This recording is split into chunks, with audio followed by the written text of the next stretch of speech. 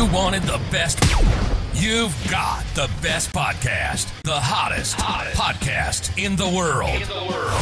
The Chris Voss Show, the preeminent podcast with guests so smart you may experience serious brain bleed. The CEOs, authors, thought leaders, visionaries, and motivators. Get ready. Strap yourself in. Keep your hands, arms, and legs inside the vehicle at all times, because you're about to go on a monster education roller coaster with your brain. Now, here's your host, Chris Voss. Hi, folks. Chris Voss here from the ChrisVossShow.com, the ChrisVossShow.com. Welcome to the Major Show, folks. Welcome. 15 years, 2 to 3 shows a weekday, 15 shows a week. What the hell more do you want from us, people? This is the big show, the circus tent in the sky. As always, the Chris Voss Show is the family that loves you but doesn't judge you, at least not as harshly as your wife did when you didn't wash those dishes before you put them in the dishwasher. But maybe she'll get over it. Maybe she won't. It's your problem. Anyway, guys, we're just remember, the show is always here for you, even if your wife isn't when she packs up and leaves, which is probably like now. So you can at least enjoy the show while she does that. So go to goodreads.com/Chris Voss, LinkedIn.com/Chris Voss, YouTube.com/Chris Voss, and Chris Voss1 on TikTok. People are going, my wife's leaving me? Wait, what? How does Chris know? I know. She's been texting me. So anyway, guys, we have an amazing gentleman on the show. Actually, he's a male model. So your wife might have been texting him. So there you go. But we decided that since I am one of the principal male models of the Chris Voss Show, and I just have this exuding sexual presence that conveys George Clooney or Brad Pitt. Sometimes they call me for tips. They don't. We decided to invite a wonderful gentleman onto the show, and he is a model for real, actually, like he really has the job, eh? And where I just made it up. And he's a real estate investor. He's a trainer and an athlete, and he has an amazing life story and journey that he's going through, and he's sharing it to try and help with other people. Jonathan joins us on the show today, and we'll be talking to him about his accomplishments. Jonathan Niziol. Do I got that right, Jonathan? You got it. Yep. There we go. And he'll be talking to us about his journey. He embodies the strength of unwavering commitment, resilience, and optimism. After his mother's sudden passing when he was 21, he found his life shattered by a prolonged battle with addiction and severe health issues. And as a model and professional lacrosse player, his life was perfect on the surface, but the mental health and addiction issues that held him up into their grip made it difficult for him to move forward in life. Now he's 41 and he still looks like a male model. He's doing pretty good. Almost as good looking as me, but I think I work for Denny's is you can find my male model portfolio. And as long as they sign the checks, man. There you go. Denny's and McDonald's. Little IHOP there for the pancake crowd. He believes it's the opportune moment to start sharing his extraordinary life journey with an open-hearted approach to his challenges, and he aspires to equip others with the resilience and tools required to conquer their inner battles. Welcome to the show, Jonathan. How are you? I'm doing great. Thank you. And thanks for all the tips you gave me on off air. I've been doing this for 14 years, but you told me some stuff that I haven't heard in my 14-year career modeling. So I'll definitely put that in my my repertoire. So appreciate that as a fellow coworker. Yeah, I have that magenta steel look. Blue. Yeah. Well, don't save some of it further. But that was I'll put that. Yeah, I'm doing great though. Thank you. Thanks for having me. I really appreciate you taking the time and having me on here. Thank you for coming. And for those ladies out there, you can go to his SutherlandModels.com website and download his portfolio. So there you go. Yeah. So Jonathan, give us a .com. Where can people find you on the interwebs? Where's the social sites we can go to? Best place to find me. So I'm getting started on TikTok and stuff. I'm kind of late to the game on that, but my Instagram is definitely best place to find me. It's Jonathan Niziol, Niziol, just my name. I'm going to be starting a YouTube. I have a Facebook page as well, and TikTok, like I said. So got most of the socials covered. There you go. So people can find you, find your work, things you're talking about, things you're trying to help people with. Yep. Give us a 30,000 overview of what you're doing right now and what you do between dodging panties and bras being thrown at you consistently. Yeah, if only.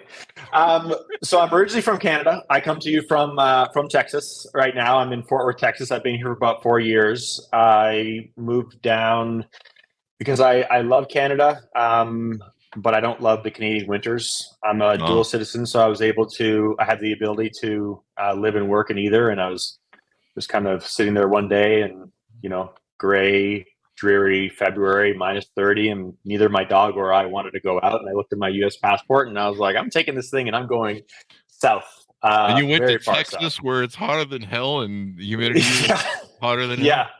It is, but you know what? I'll take it. I complained all winter in Canada, so I'll take it. But like you said, I'm modeling and I'm doing real estate investments, doing flip projects with a business partner of mine. She's a broker and an agent, and she handles that side of it, and then I handle the general contracting side of it. And I've cut back on my training a little bit. I've been a certified personal trainer for about 13 years, but I'm being very selective with who I'm working with now, just because I'm putting a lot of time and effort into what you said, and just getting my story out there and really putting a lot of time into that. And but fitness is definitely a huge passion of mine. And in my free time, I love to play hockey. I mean, go figure, Canadian. Oh gosh, who would have thought that, eh? Yeah, the boot. Had a game last out and about, boys, out and about. Had a game last night. I've got a game Friday, Saturday, Sunday. Is actually a pretty good hockey scene down here in Texas. So really? I played. Yeah, surprisingly, that was one of the things I looked into before I moved down. But I play 4 days a week, 4 different teams. Wednesday, Friday, Saturday, Sunday, and all over the DFW. And yeah, it keeps me in shape, and it helps, besides just going to the gym and doing cardio, and plus the camaraderie of, being an athlete all my life and then still having that with some friends and meeting some great people. So yeah, and I'm, other than that, pretty low key. I like to spend a lot of time with my dog and, do a lot of reading and all that kind of cliche stuff, but I'm just a pretty chill guy. There you go. Well, I probably should ask the most obvious question then. Are you single, for the ladies out there that are now downloading? I am. Yeah, I am. I am. As my notifications, what are all these direct messages coming in? Jeez, that was fast. Chris, buddy, you gotta. So you don't write the show? Oh, did you get those DMs I sent you? Yeah, right. Yeah. Wait till you see the Snapchat. So just so the ladies know, don't write the show, damn it, on how to contact him. He's got his email on his Instagram, so you can go there, people, and do that. That, and you're probably going to get the probably some folks from West Hollywood and San Francisco, so which is fine. So let's talk about your hero's journey. I mean, you're living your best life. I've known some male models. The truth to be told, actually, I owned a modeling agency in Utah and California in I think it was 2001 to 2006. And it was an acting modeling agency. Had our own bikini team and stuff. So we had male models, we had female models. And that's how I kind of know what models are. And of course, I was the head of it, being the most hottest model of them all. And you should see me in a bikini, damn it. Oh, geez, wow. Save it for Snapchat, buddy. Save it for Snapchat. Save it for Snapchat. There you go. So, but you're going through a great journey. I mean, most male models I know, they kind of fade away maybe after 30 or 40. You've gone 20 years in the business and you're still rocking it.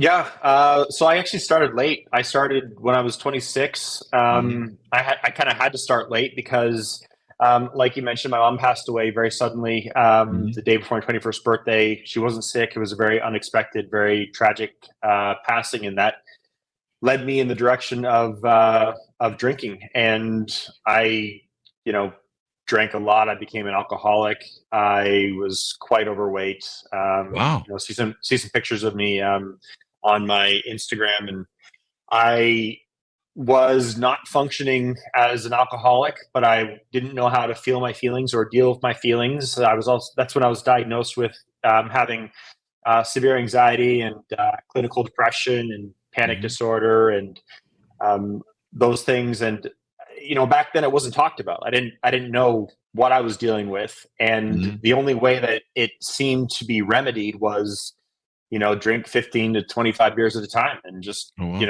deal with it. So I did that for a few years and got to a pretty dark place and a pretty bad place health-wise. And I'm very lucky because I got a really bad case of acute pancreatitis. And that put me in the hospital for just under a month.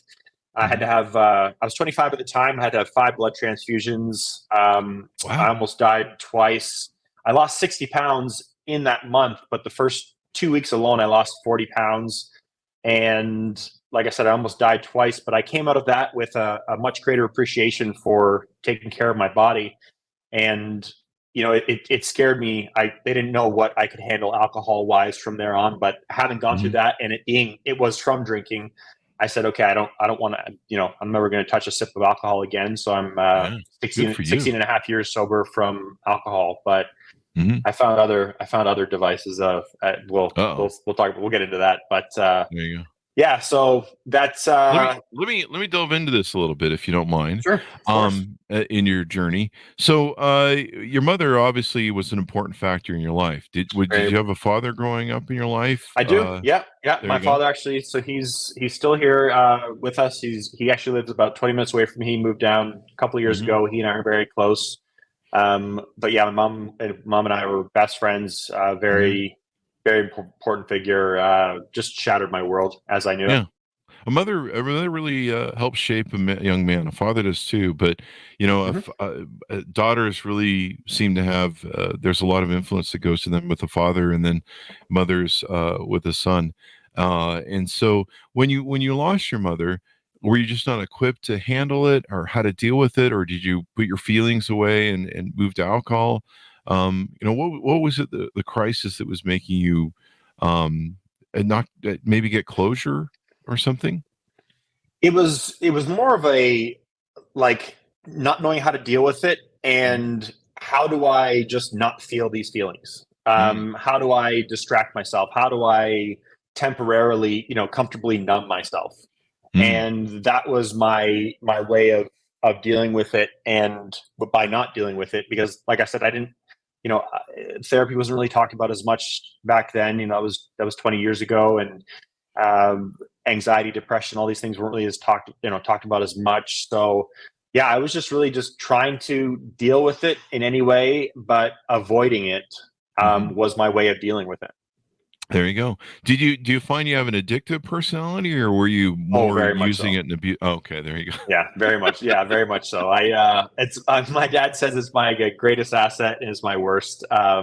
When I do things, I want to do them to the nth degree. So when I was, skateboarding in high school, I was like, okay, I want to be a professional skater. I didn't become a professional skater, and then, whether it's sports, I took lacrosse all the way to becoming a professional lacrosse player. And when I drank, I drank until I put myself in the hospital for a month. Damn. And the drugs came afterwards, and other things came after that. But yes, I do have a very addictive personality. It's something that I've had to learn to quell and really be aware of, and learn to balance out. And I'm finally doing that now, and it's taking a long time to do that because it is in me instinctively. So yeah, that personality has always been, like I said, one of my best and my worst assets. There you go. That drive. So at what point did you start finally, realizing that maybe you need to get the addictions, and you have the crisis with the health and the booze, but then you move on to other addictions. When did you finally start saying, hey, maybe I should deal with this? And what steps did you take? Did you seek some psychology help or meditation or anything of that nature? I did, and it wasn't until I was 35, to be honest. I spent about 15 years as an addict, as this comfortably numb and avoiding things. And I finally went to therapy at 35 after excuse me, I developed an eating disorder when I was modeling, because of the pressure that's put on you physically as you start traveling and you start working and seeing other people and start comparing yourself to other people, and you're like, but why is this person working more than I am? I spend so much time in the gym, and that was another one too, where I had a fitness addiction because, I'm doing something good, I'm doing something healthy, but if you're going twice a day and spending 6 hours in the gym a day, anyway, so I went from that, and then it was like, it all comes back to trying not to feel my feelings, because I say that I was I had bulimia, but I say that I was a functioning bulimic. Whereas, I would eat all my meals throughout the day, and I would eat very healthy. I'd take all my vitamins, everything would be fine. But it would be like when the night was over and I was alone with myself and my thoughts, I needed something to boost my serotonin, something to distract me. And that's where the binging and purging would come in. So it was about an 8-year battle that I had with that. And then I started to dabble with drugs again. And, first it was smoking weed, and, I was just like, oh, I'll just smoke a little bit of weed. But my brain doesn't say that. My brain says, oh, that felt good. Let's do that all the time. Oh yeah, we're going to smoke a quarter ounce. No, I was smoking 2 ounces a week, by myself, and I was at the point where I was going to different drug dealers. I was so embarrassed with how much weed I was buying and how much I was spending on this stuff. And I would go and then I started with the Adderall, because that was, a really good way to focus, a good way to stay lean. But then I'd find myself on, 3 or 4 day benders where I would just be up for days. And, I finally had to cut that off. And then the next thing was the nitrous and doing whippets. Wow. And, I those things are extremely addictive. And I always say that I was very good with keeping myself on the baseline drugs. I did a lot of them, and I did them to excess, but I knew the moment that I put cocaine in my system, that was it.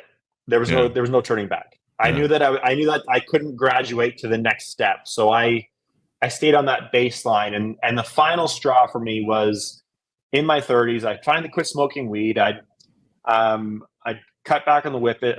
I was trying, but I found these muscle relaxers, over-the-counter muscle relaxers, and they had 500 milligrams of what's called methocarbamol, which is a muscle relaxer, and 200 milligrams of ibuprofen in each pill. Wow. And I would take them because I had aches and pains from working out and from lacrosse, and I'd smoke some weed and I'd take 4 of them. I'd be like, oh, I feel a little extra loose. So when I quit smoking, I saw these pills and I was like, okay, well, what happens if I take a couple more and a couple more? And that's the addict's mentality is, one is too many and 1,000's never enough. And anyway, I got to the point where, it says don't exceed 12 per day. And I was taking 100 of these pills every single day. And I'm not saying it because I'm proud of it. I'm not saying it because it's a fact of the matter. I would go there, I'd buy the generic version. It was $38 and some change. It was a bottle of 100. I would just dump a handful of 30 or so in there. I just drink whatever. And then I'd either fall asleep for a while or I'd be kind of out of it. And I did that for a number of months, and I started to not feel myself. Go figure.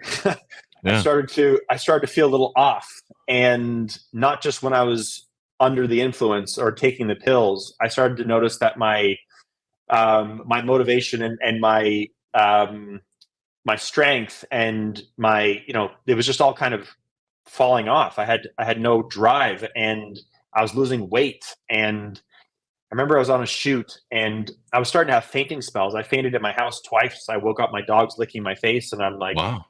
So I'm starting to freak out and think, I'm going to be driving one day and I'm going to faint and I'm going to take somebody out. I'm doing this to myself, but I'm really worried about this impacting other people. And I was doing a shoot one day, and we were shooting actually the cover of a romance novel. I've been on the cover of over 150 romance novels. Damn, dude, I've only been on 5 or 10. Well, let me have it. Let me have one thing. Okay? That'll be my thing. But they were a great client when I was up in Canada. They were great to work with, Harlequin. And we're shooting on the top of a truck. And every time I get down, I'd be like, I'm about to pass out. I'm going to pass out and I'm going to cause a scene. So I went home that day and I didn't take the pills, and I figured I finally put 2 and 2 together and was like, okay, I can't ignore this any longer. The next day, I was supposed to go to a shoot. I went straight to the ER instead, and I had massive internal bleeding. I had an intestinal ulcer. Holy shit. From taking 50,000 milligrams of methocarbamol and 20,000 milligrams of ibuprofen every single day. I was taking that. Yeah. So that was the final straw. That's when I was 35, and I was like, this plan that I have is not a plan. It's not working. I'm not living the life I'm supposed to be living. I'm not living the life for myself, for my mom, for the people around me. I mean, not to mention all the dozens of rock bottoms that I had hit, throughout my whole 15 years. And I just wasn't, I wasn't doing what I was supposed to be doing and living how I was supposed to be living. And that's when I said, enough of this macho BS about, therapies for wimps and all that stuff that I used to tell myself about, I don't have the money, but I have money for drugs. I don't have the time. I got time for drugs. But I'm not going to sit there and pay somebody to judge me. And I just said, you know what? I've got to do something else. And that's when I went, and things got a lot harder before they got a lot easier, because I was now sober for the first time. I didn't have a distraction. Even when I was sober, I was working out too much. And then I wasn't sober. But I was 35 and I was an adult, and I'm trying to live now as a functioning sober adult. And all of these nice little things that I had compartmentalized and, put over here and put over there and tucked away here, and this failed relationship and mom passing and eating disorder and, the creepy guy from that casting I went to in Miami, like all of that just flooded and unloaded. But I just, with that same mentality of, I'm all or none, I said, I'm not going to let this beat me, and I'm going to roll up my sleeves and I'm going to get to work. And I worked with a wonderful therapist and started to learn the tools that I needed to live as a functioning, sober, adult for the first time. There you go. So we can encourage people to do the work. How long did it take before you finally felt like you were starting to really break through? Because some people go, they're like, hey, I'll go see a psychiatrist, and they go to like one meeting, and then they're like, I'm sure I'm fine now. Yeah, it took. So I saw the psychiatrist in Canada that I saw for about 2.5 years, and at first it was every week, because, like I said, everything just came rushing to me, and the mental health, it hit me like a ton of bricks. And I was seeing her every week, and then we started to go to 2 weeks. But slowly I was picking up these tools, and I wanted to learn the tools to do the work myself. I didn't want to have to call her from the grocery store and be like, should I get whole wheat bread with seeds or without seeds? I didn't want to rely on this person for I wanted to learn how to do this myself, and to just say, hey, I don't know how to do this, and I need help. I need these tools so I can solve these problems, and not run to, I believe there's a great place for medication. And I do take a daily medication, just as like a kind of a helper thing, but I didn't want to run to something like I knew I could never take a Xanax or any of those kinds of things, because that would just turn into another thing. So to answer your question, I would say after about a year, it started to rebuild my confidence. That's what I needed to do, was to rebuild my self-confidence, and to know that I can do this, and I can do this sober, and I can do it well, and I can feel the ups and downs of life. Whereas, if things got too real and they drop down here, it'd be like, oh, well, I got to reach for something. I got to find something. But, the ups and downs and ebbs and flows of life are like, okay. And after about a year, I'd see her once a month. And then I got to a place where I was I was in a good place mentally, and I felt like I had done the work, and I was ready to make a move down to Texas to go towards an opportunity, and not to run from my problems like I had been doing for 15 years or so. And I started seeing somebody recently, just as more of a check-in, just as like every 6 weeks, just to chat, and just, like I said, not crisis management kind of stuff. Just like, it's nice. I spend so much time on my physical health and taking my vitamins and eating healthy and all that kind of stuff. Like, I just want to tune up, and just like a nice conversation with a educated, non-biased, third party, person. So yeah, I would say it took me about a year to start to build, but it really took a lot to build. And that's why I'm such a big believer in treating people with respect, because it is so easy to break somebody's self-confidence or to break your own self-confidence. And it can take years or a lifetime to rebuild. And, as somebody who's done that to themselves, and my therapist that I see now, she's like, it can take one sentence to ruin somebody's life, self-confidence, and it can take a lifetime to never be able to rebuild it. So I think it's very important to lead with grace and to, put positivity out there for people, because I wouldn't wish what I've been through upon my worst enemy, but at the same time, I wouldn't take it back for the world, because it's made me who I am today. And I'm very proud of that. There you go. And you were really lucky that you had the wherewithal to, reach a point of acknowledgement where you can go, I need help. There's a lot of people, especially some that, suffer from really bad addiction, where, either the law has to intervene, or they have a fainting or drunk driving episode, or they have friends who have to have an intervention and, force you to go to rehab, or court forces you to go to rehab. So it's good that you had the wherewithal to do that. And I imagine, in therapy, you had to exercise all your demons. A lot of people, they hold stuff inside, and it becomes like a poison that just kind of self-poisons you. And until you kind of bleed that out, you let that poison out, kind of like a snake bite. You got to bleed out that poison. Until you do that in therapy, and you stare at your demons and some of the things that are haunting you and that you're hiding, I imagine that's part of the journey you had to go through. Absolutely, it is. It truly is. And that is accepting what's happened in your life and recognizing it and seeing it for what it is. Like, my mom, like I said, was the most important person in the world to me, and she passed, and it was awful. It still is awful to this day, and I think about her every single day.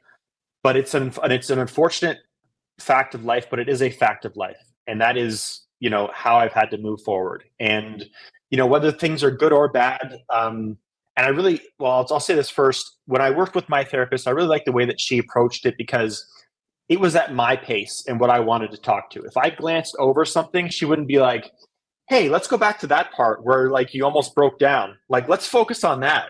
Like, she wasn't one of those people. And that was a very good communication style for me. Whereas I could unfurl and unravel my traumas and, my the things I was ready to talk about, not ready to talk about, and do that at my own pace and kind of work through it. But you're absolutely right. It's facing your demons and knowing that these are part of our life. But, more recently, I've looked at myself and life and realized that a lot of it, and where I've gotten to now, and I'm still just trying to grow. I do not think I have it all figured out by any means. When I was 18, I had it all figured out. Like, don't get me wrong. Like, I mean, you need the answer. I had, like, come to me. But the older you get, the more you realize you don't know. It's one of the reasons why I love talking about this stuff, is I want to learn from other people. It's very cathartic for me to open up and to unveil these things that I thought I was going to take to my grave because I was ashamed of them.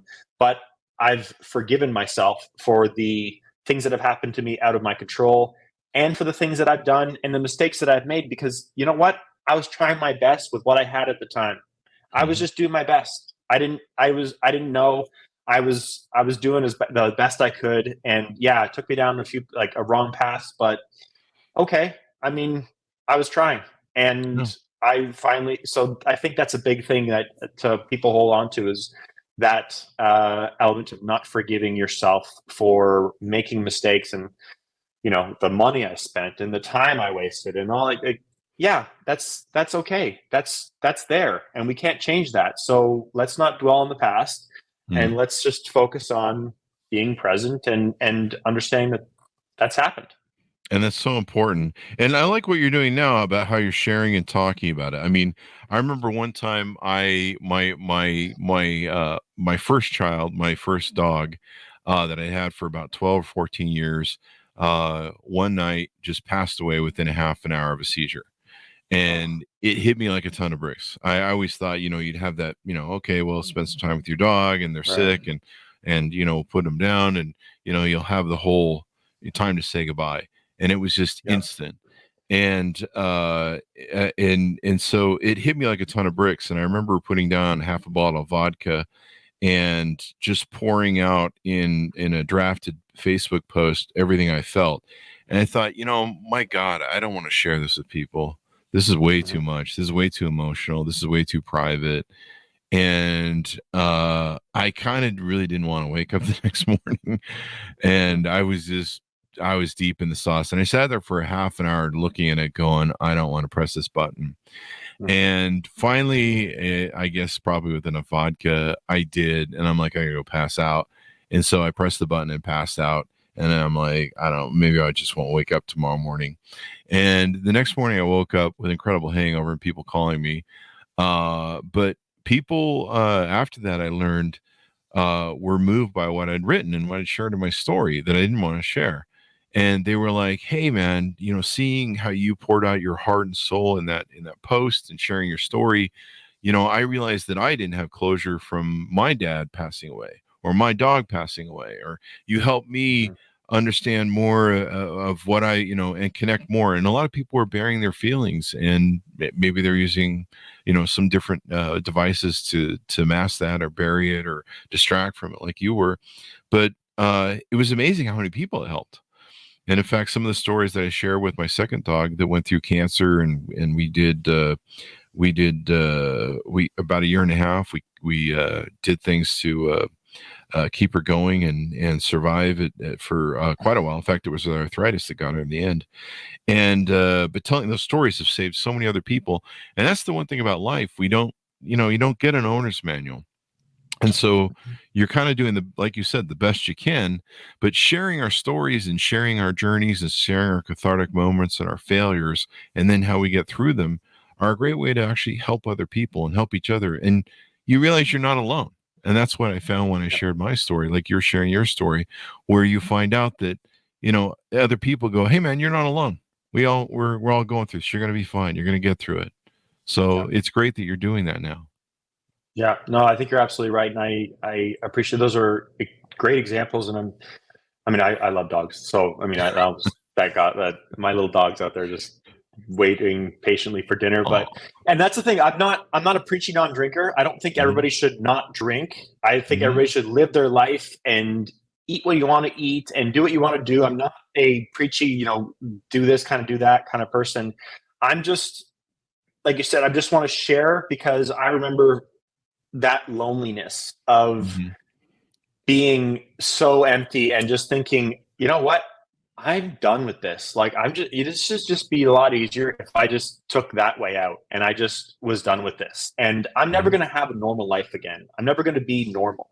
And you're right. Like, after I share, I'm just, like I said, I told you before in the pre-interview, I'm just starting to talk about this in the last month or so. And I put a post on Instagram, excuse me, talking about some of this stuff and talking about having an eating disorder and having the drug addictions. And I, hit the post button and the nerves kind of flooded over me. And the next time I walked in the gym, I was like, oh my gosh, everybody knows some of my secrets. Like, they're looking at me differently. And I had an amazing reception with regards to people being like, hey, like, that was a really brave thing you did. I really appreciate that. Like, if you ever need to talk, or like you said, and I was like, oh, okay. Like, and if somebody is going to, take the time and like make fun of you because of that, well, they're a piece of shit anyway. So, like they're probably haven't dealt with their issues either, right? Yeah, exactly. And I had somebody actually on my TikTok who commented that it's a lot easier to get over depression if you're attractive and fit. And I thought about that for a minute, and I thought, you know what? I made a post and I answered back to that video, and I say, I understand this person who made this comment. I was this person. I really sympathize with this person. I hope whoever wrote this, I know they're going through something very hard, and I know that's coming from a place of pain. So I really hope that they can get the help that they need. And it doesn't, as we know, things don't make it. I mean, you look in the mirror every day and you see perfection. So it's like, it's not. I mean, it's just, we still have our ups and downs. I mean, think about the rest of us, Chris. I mean, geez. Yeah. But it's, it doesn't make it easier. And, these things don't pick people by race, by gender, by creed, by tax bracket. These things these are societal problems. And, I think it's important to talk about. And, I often remember, people looking at me and looking at me like a way I felt like an imposter, because on the outside, they saw something and they saw a certain thing. There's Jonathan. Oh yeah, that's the guy who's traveled around the world and done all the modeling, and the guy who's really fit and comes in here but on the inside, I was broken. I was a shell of a human being, and I felt like a fraud. And I was like, I remember writing to myself I would write down notes, and just kind of when I was feeling positive, and I always talk about trying to focus on the positive. And I would just write to myself, be the person that people think you are. I need to be that person. And I started to become the person for myself that I know I am. Mm-hmm. And it's not so much about other people's interpretations. It's about being the best person for yourself. But that was a stepping stone for me. And that, like I said, it really made me feel like a fraud. And just to take it back to the whole dog thing, I have 2 quotes about dogs that I love. And as a dog lover, you've maybe heard them or whatever. And one of them is try and be the person your dog thinks you are, because it doesn't matter if you are. I mean, you see people on the streets with dogs. You see people you get home and you are, you are killing it, man. You are you got food on time. You're you are that person. So the way they look up to you is just try and be that person. And the second one is, I love my dog because it's the only one that treats me like I'm the Beatles every time I come home. And it's that, you're back. It's I am back. Let's have a party. Okay. For 5 minutes. But yeah, it's, you're absolutely right. It's very cathartic to empty those things out. It's important to really just, like I said before, to really forgive yourself and to do it with a purpose. It sounds corny, but if I can tell my story and help even one person and help them, feel better, I just want to help make the world a better place. And if somebody hearing my story and hearing the things and the mistakes that I've made can help them through stuff that are going through, then I'm more than happy to. Or as a cautionary tale of, don't do this. Trust me. I mean, I got a ton of stories, and we could spend a whole day talking about. I mean, we got a few more shows there. Yeah, I mean, we were going before we hit record, but there you go. Yeah, so I think you're absolutely right. It's really important to share and to really lean on and help one another, and to realize that we are all going through things, and we can use some help. And I think it's an important thing to do. There you go. It seems like everybody goes through some sort of cathartic things in their life. I drank really heavily for 20 years, mainly because I'm a machine. Vodka just is like sugar for me, so I can go forever. I can party all night long if I got booze, and I was never addicted to it, but I abused it. So half a bottle of vodka. And I'm a bigger guy, so it takes a little bit. I have a high tolerance for any drugs. So I have to take a whole lot if I want. And thankfully, I never really got anything, because cocaine just gives me a post-nasal drip and it doesn't even give me high. It's just a post-nasal drip, and it's annoying as hell. And I'm just is this all there is? I suppose if I snorted a whole bloody 8-ball, maybe it would do something. But who's got the money for that on a continual basis? But booze was kind of like my thing, because it gave me that nice little buzz. But after 20 years and waking up with too many hangovers and the abuse of my body just going, you know what? Fuck you. We're done with you. We're moving out. Our kidney and liver started packing their bags, and they're like, we're just not going to deal with you anymore. You got tired of the waking up with the hangovers, the feeling like shit. I started tuning in my body more and eating better. And I could tell I was dehydrated for 2 to 3 days. And, you're like, wow, it's just an hour of fun on Friday night. It's 3 days of hell. And, once you hit 50, you have a beer and you got a hangover. And so all the abuse kind of caught up to me, but that's kind of how we learn. We kind of sadly, hindsight's always 2020. And it's not until we get about 10, 15, 20 years down the road, we look back and go, wow, there's a mess I left behind. Yeah, for sure. No, and then hopefully you learn from it. Yeah. That's the thing. And I'm a big believer in everything happens for a reason. And no matter what happens or what we're going through, I think it's really important to, even if it is 15 years or, you spent your 20 years of doing that. I spent my 15 years of doing whatever, to look back and to see everything, even my mom's passing, and say, what am I supposed to learn from this? How am I going to move forward from this? And to find the message, and how are we going to learn and grow and move forward to either avoid making the same mistakes or just, have a learning experience and to go forward with it. But I think everything happens for a reason. And yeah, there's a message in everything, and you have to really, sometimes you have to feel the feelings of grief or loss or whatever it is you're feeling. Like, go through that, feel it for sure, but then look back at it and say, what was that? Why was that? And, if it's something that was out of your control, then okay, I have to come to terms with this. If it was something that was in your control, then okay, like you said, I can avoid this by not drinking a handle of vodka, even though it goes down like water for you. Like, oh yeah. Yeah. Yeah. So I think it's important. You couldn't get a buzz on unless you really got going. But I'd gone up to 350 pounds or something like that. I was pretty high. And so, yeah, it took a little bit more to move the needle. But for me, it was like a sugar. At first it started out where I was like, yeah, I'll have some vodka. And I'd be tired at the end of the night. And I own 3 companies and I'm trying to work longer hours and do the whole CEO entrepreneur thing.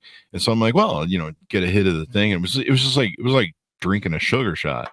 And you're like, hey, I'm kind of awake now. I'm relaxed. I'm not less tight, so I can work more. Yeah. So there you go. So it's great you're sharing the journey. What is your plan now? Are you going to start doing some coaching? Are you going to keep sharing your story on Instagram, trying to inspire more people? You're doing a lot with, what you're doing with working out that I see here on Instagram. Yeah. So the plan right now is I'm putting more content out and just kind of sharing my journey on Instagram and TikTok and Facebook and eventually YouTube, and, getting into deeper topics and just kind of, what I've been through and talking to friends and stuff and what I've learned from people around me. I do want to get to the point. I've had a lot of people reach out, and the first thing I say is, you should go speak to a medical professional, and you should go talk to somebody who's a, licensed medical professional. But I love when people reach out, and like I said, whether it's asking me something or, learning something from them. But no, I want to continue this journey, and I want to, I'm going to start doing some speaking engagements and, doing more podcasts and eventually starting my own as well, and just kind of seeing where it goes. I love modeling. I mean, now that you're retired, you left some space for the rest of us. The vacuum's kind of opened up. So, the rest of us can put some food on our plates. Like, thanks, bud. Like, but I want to be, I want to be booked as, for 14 years, I've been booked as Jonathan. Like, I've been booked as the guy who's 6'2". He's got kind of tan skin. He's got muscles and stuff. I mean, the same stuff you look at in the mirror every day. Yeah, but I want to be. Yeah, exactly. I want to be booked for me, for Jonathan Niziol, the guy who has those things and works really hard and is very diligent, but the guy who's been through stuff and comes with the message and is deeper than just what's skin deep, because I think we are much more than that. So I don't know. It's kind of up to the universe, and kind of just, I've got an idea and directions on where I want to go with things, and then it's kind of seeing how things unfold and just taking them. But right now, like I said, I'm working on putting out content weekly on Instagram, quite a bit on Instagram and TikTok, and working with a social media team and getting that stuff out, focusing on certain topics, and really starting the conversation with people, and just going from there. There you go. Write a book. Books are always great. You tell your story in a book, definitely. Tell your life story. Yeah. Yeah, that's absolutely, that's definitely, that's a longer term you're up. Yeah, I forgot. Those are the stories we were talking about earlier that, we didn't talk about the show. Oh yeah. And I'm sure no, that's, you probably fill a whole book. Oh man. Oh yeah, For sure, and a couple, but you know what? We all can. I mean, it's fascinating. Like, you know, it's really life's very interesting that way. And like I said, I wouldn't change it for anything because it's made me who I am. And you know, it's what I had to go through. And hindsight's 2020. I mean, great. If we could do that, then great. But I don't think I'd want to go back and I'd want to change anything. I think it's just this is what we have, and I don't know why even spend time thinking about that when it's not a possibility. And let's just keep moving forward and growing. And this feels right. You know, as much as like the first time I did a podcast or first time I hit that button to share that post, as much as the nerves and the anxiety really built up, you know, connecting with people like yourself and having these and you know, thankfully being invited on your platform to share and to talk about it, it feels right. And it's something that I want to continue to do. And I'm just a regular guy who's trying to share his story and help other people with theirs and yeah, just make the world a better place. So we'll see. There you go. There's the beauty of it. When you write your book, I'll give it to the Victoria's Secret models that I date because they kind of have a cocaine problem. So yeah, they need someone to do that. They need someone to put it on top of it. They're going to read. Yeah, exactly. Yeah, fair enough, buddy. Is that mirror for doing your hair? Oh no, that's on the table. Okay. Oh, that's horizontal. That's a 8-foot. That's not what mirrors are for. They come to my house and the mirror's on the roof over the bed, very 70s style. Throwback. Yeah, there you go. We're a bit old. There you go. But I'm glad you're sharing your story because stories are the owner's manual to life. They're how we learn from each other, the lessons we learn. We realize we're not alone in the universe. That there's a human commonality among us. And you know, the worst thing people can do is feel that they're alone and they're alone with their problems and they feel persecuted because maybe they're the only one who's suffering from this. And when you open up and you talk about your issues, then you find other people you know, have these issues as well. So there you go. And I'm glad a modeling kindred spirit of mine came on the show. I mean, hey, buddy, we got to stick together. We got to stick together. We got to band together. You know, yeah. So give us your Instagram one more time, and I think a TikTok, wherever you want people to find you on the internet. Yeah, so Instagram and TikTok are both just my name. It's JONATHAN, Jonathan, and Niziol, NIZIOL, or NIZIOL for the Canadians and the other places that use that instead of Z. But that's where you'll find me on Instagram, on TikTok, on YouTube. I don't think there's much on my YouTube channel yet, but I do have that YouTube channel marked, and on Facebook. And yeah, I'd love to hear from people. I love to hear people's stories. I love to connect and talk and to learn. Like I said, like I just don't think we can share enough and learn enough from each other and have these kinds of conversations. I think they're extremely important. Yeah. I mean, in my life, you can learn a lot, like what not to do ever. Well, I mean, over 2,000 interviews, man. I mean, you should be making like perfect everything. I mean, you should. Geez, I can only imagine. It depends on if I can feel my legs or not. When you're 55, it's all over. So there you go. Yeah, fair enough. No, I have a lot of respect for what you do, and how long you've been doing it for, and I aspire to get to a place where, and maybe you won't feel your legs. Come on. Yeah, well, maybe not that part. Maybe not that part. I was going to go a different direction with it. I was going to say like maybe one day I'll have a podcast and you'll come on mine, but sure. Yeah, maybe not that part. Legs are kind of important to, you know, I gotta walk, I gotta play hockey, but yeah, I'd like to. I've got a couple bruises on my knees from the last, like a couple hits into the boards, the last tournament I played in and stuff, and I'm like, geez, I get too old for this. But then the next game comes around and I'm like, I can't wait to do this. I mean, it's just, I love it. So, but yeah. Yeah, it's a good ride. But write your book, tell your story, share it with the world, inspire other people. And you know, the great thing about it is you're going to help actually probably a lot more people that you'll never hear from. But you'll touch them and you'll move them in a way and you'll change their life in a way. And every now and then you'll hear about it. Somebody will come up to you and go, hey, you know, 3 years ago you said something and I didn't really say anything at the time because I couldn't deal with it. But you helped me get through this and you changed my life. I mean, there's people on my Twitter account that, you know, I just shared some quotes one day of some positive stuff and they wrote me privately and said, I was going to end it today. This was the day that I made the decision to end it. And I just happened to see some random thing that Chris Voss tweeted, and I saw, your other content, made a decision that I'm going to hang in there. And so sometimes you just never know, man.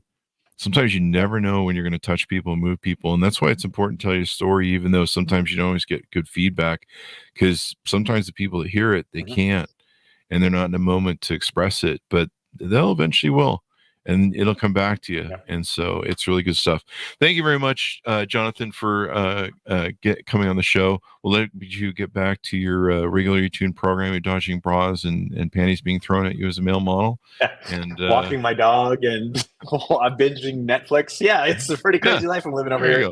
There you go. But at least you're healthy and happy now, and that's the great thing. I don't know about you, but my body loves me now that I quit all the unhealthy stuff. I mean, even like food, I eat better food now, and farm food and veganese food and stuff. My body's like, thank you. We're going to keep you around for a while. We've decided that. Hey, It's better late than never, and it's never too late to start. And that's the thing. I mean, we all have different timeline, and like we said, we all have different, storylines or whatever for our lives, and there's no script or whatever. And it's never too late to start, and at whatever pace you think is right for you. It's just, making yourself a priority, physically, emotionally, and mentally. I think it's all one, because I've ignored the emotional and the mental part before and just focus on the physical, and that's not the answer. It's all, you got to keep the whole thing going. So I think I really appreciate you having me on. Like I said before, this is a lot of fun. It's nice to have, be able to have a bit more lighthearted conversation, as well as talking about more serious stuff, and have a good back and forth. And thanks very much. I really do appreciate that. Thank you, Jonathan. Hey, if you ever bump into, in the modeling arena for male models, you ever bumping at Chippendales, Las Vegas, can you tell him to get the manager to return my calls? I'm trying to get my job back over there. So there you go. I'll see what I can do. I heard the check's in the mail last I heard. So I'd look out for that. There you go. Just don't hold your breath. Don't hold your breath. There's always the Magic Mikes and Thunder Down Under down here in Vegas. So there you go. Evidently Spirit Rider won't take me either, so that's a different story, whatever that's about. Thank you very much, Jonathan, for coming on the show. Thanks to my audience for tuning in. Go to goodreads.com/Chris Voss, linkedin.com/Chris Voss, youtube.com/Chris Voss, and Chris Voss 1 over on TikTok. Those crazy place for the kids. Thanks for tuning in. Be good to each other. Stay safe and take care of yourself. We'll see you next time. And that should have us out. Thanks.